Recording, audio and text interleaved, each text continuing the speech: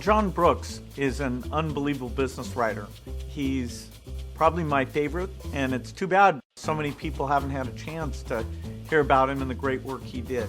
He loved stories with vivid characters. Venal, bumbling, brilliant, you name it, he loved them. He was a novelist at heart, and he found a lot of good stories in Wall Street.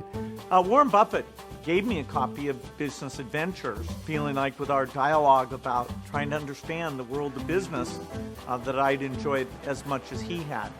And in fact, it was phenomenal. Oh, I knew he'd like it. I mean, that was written for him. It was written for me, too.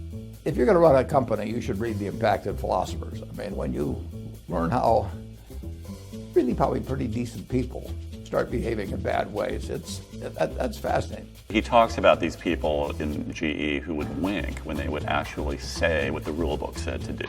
Now remember, you cannot talk to our competitors about this. Wink, which is essentially saying, go talk to them. But he makes it come alive in a particular way. He makes it come alive as comedy because he understands that most of the time, if you look closely enough, the motives of the people involved are as short-sighted and self-seeking as all other human motives, and that's the material of comedy. Ford Motor Company was super successful. They introduced a car called the Edsel, and they spent more money on picking the name and planning the features than had ever been spent on any new American product. And yet, it was an abysmal failure. Ford counted on selling at least 200,000 Edsels the first year. There may be an aborigine somewhere in a remote rainforest who hasn't yet heard that things failed to turn out that way. I just loved that line. And yet, in a way, the Edsel wasn't so bad. It embodied much of the spirit of its time, or at least of the time when it was designed, early in 1955. It was clumsy, powerful, dowdy, gauche, well-meaning.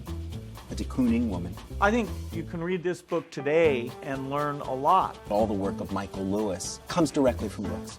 I mean, he really was the Michael Lewis of his day.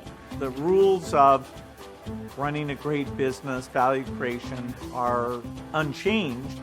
And Brooks took some very dramatic examples that are particularly fun and interesting and instructive.